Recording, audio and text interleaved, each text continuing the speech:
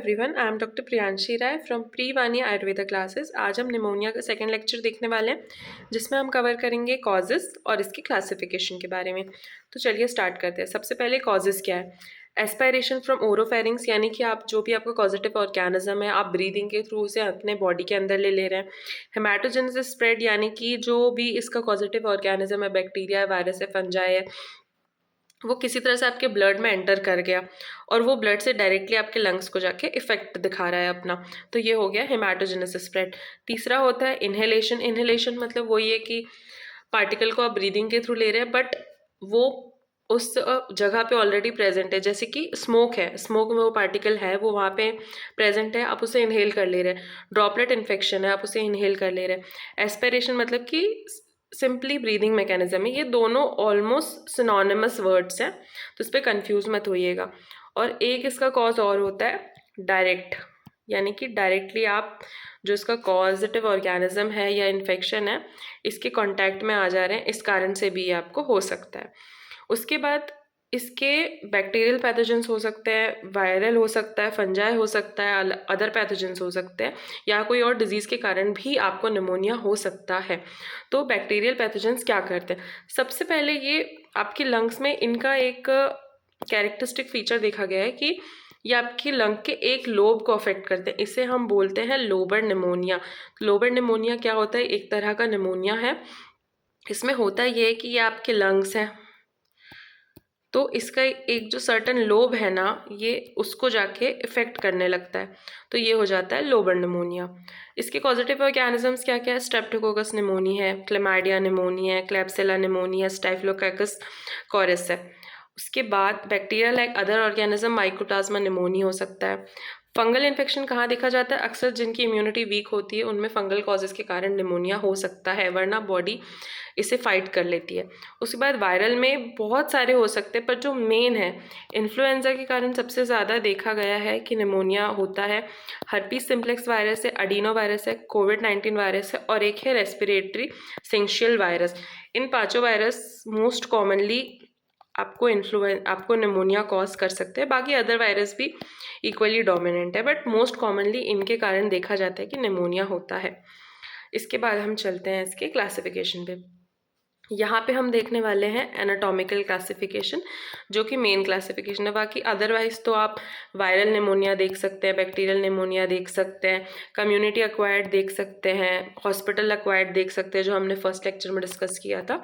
बाकी हम anatomical main मानते हैं, इसको हम देख लेते हैं क्या होता है। सबसे पहले तो हम नाम देखेंगे, हमें नाम से ही आधा समझ आ जाएगा कि भाई ये चीज़ क्या है।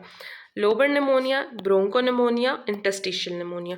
लोबर मतलब मैंने आपको अभी अभी बताया कि लंग है। हम इसका कलर चेंज कर लेते हैं पहले, तो आपको शायद अच्छे से समझ में आए। देखिए लोबर निमोनिया, ये आपका लंग है, ठीक है, इसमें लोब्स हैं। लोबर निमोनिया में क्या होगा? एक लोब आपका जो है वो अफेक्ट होगा।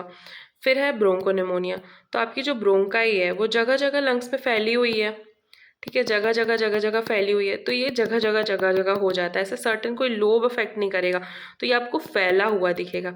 और इंटरस्टिशियल में क्या होता है ना कि बीच बीच का जो स्पेस रहता है ना लंग्स के एल्वियोलाई के बीच में, वहाँ पे ये पूरा घुस जाता है। तो ये करता क्या है? बीच में फ्लूइड इकट्ठा होने के कारण इसमें क्या होगा, इन दोनों में जो एल्वियोलाई है उसमें फ्लूइड जमा होगा। इंटरस्टिशियल में एल्वियोलाई के साथ में जो उसका आसपास का स्पेस है वहाँ भी लिक्विड जमा होगा। तो इसमें एक चीज़ देखी जाती है कि जो हमारे लंग का एक्सरे करते हैं हम, उसकी ओपेसिटी बढ़ जाती है, क्योंकि फ्लूइड बाहर इकट्ठा हो रहा है। तो फ्लूइड के कारण होगा क्या कि वो जो अब एक्सरे देखेंगे वो ज़्यादा आपको ओपेक दिखेगा, मतलब कि ज़्यादा आर पार नहीं दिखेगा। चलिए अब हम इसको विथ डायग्राम समझ लेते हैं। मैं इससे पहले इरेज कर देती हूँ।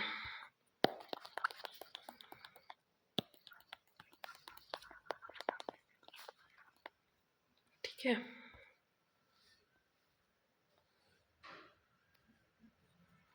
तो हम इसका डायग्राम देख लेते हैं, तो ये आपको थोड़ा बेटर समझ में आएगा। देखिए ये है हमारा टाइप्स ऑफ निमोनिया, ठीक है। सबसे पहला हमने देखा लोबर निमोनिया। लोबर निमोनिया में हमने क्या देखा था कि एक लोब इफेक्ट होता है। यहाँ पे आप देख सकते हैं कि एक लोब में आपको इन्फेक्शन दिख रहा है। इसके आप यहाँ पे देखिए एक्सरे में ये एक पार्ट में जो इन्फेक्शन है वो आपको क्लियर दिख रहा है कि भाई यहाँ पे इन्फेक्शन होने के कारण ये सही से आपके एक्सरे में डिस्प्ले नहीं हो पा रहा है, वहाँ का एक्सरे पास आउट हो जा रहा है। इसके बाद जो आपका सेकंड है ब्रोंकोनिमोनी, इसमें ब्रोंकाई इफेक्ट होती है। इसमें होता क्या है कि ये स्कैटर्ड रहता है, तो आप देखिए यहाँ पे बीच बीच में वाइट वाइट स्पॉटिंग दिख रही है आपको, स्कैटर्ड स्पॉटिंग दिख रही है, ये होता है आपका ब्रोंकोनिमोनी।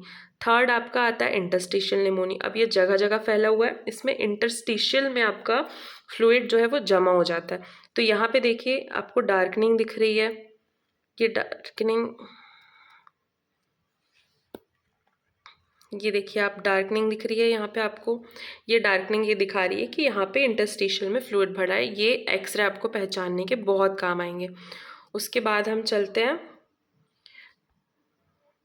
हाँ ये लोबर अलग अलग हो सकता है, सुपीरियर लोब में हो सकता है, मिडिल लोब में हो सकता है, मल्टी लोब में भी हो सकता है, एक पूरा लंग में हो सकता है, या दोनों लंग में भी हो सकता है। ठीक है, उसके बाद एक चीज़ मैं आपको और बता देती हूँ, आपको और बेटर समझ में आ जाएगा। इसकी जो थ्योरी है ये आप पढ़ सकते हैं, या ये आप अपनी मर्ज़ी से भी लिख सकते हैं, इसमें कोई ऐसा वो नहीं है कि आपको यही लिखना है। तो चलिए हम आगे देख लेते हैं। ये देखिए, ये जो हमारा पहला था लोबर निमोनिया, इसमें हमारी लंग्स इफेक्ट हो रही है। ये देखिए, वो लंग्स बोल रही हूँ सॉरी, एल्वियोलाई के अंदर आपको इन्फेक्शन देखने मिल रहा है। ठीक है, इसमें एक लोब इफेक्ट होता है। सेकंड वाला है हमारा ब्रोंकोनिमोनी, तो इसमें ये जो ब्रोंकाई है ना, इसमें भी इन्फ्लेमेशन हो जाता है, और इनमें भी यहाँ पे आपको इसका इन्फेक्शन देखने के लिए मिलता है, ना कि सिर्फ एल्वियोलाई में। ओके, फिर जो लास्ट वाला है, ये आपके एल्वियोलाई के आसपास का इंटरस्टिशियल स्पेस आप देख रहे हैं, यहाँ पे भी आपका फ्लूइड भर जाता है, जिसके कारण से आपके एक्सरे में ओपेसिटी बढ़ जाती है, जिस कारण से आपको वो ज़्यादा ब्लैकिश दिखने लगता है।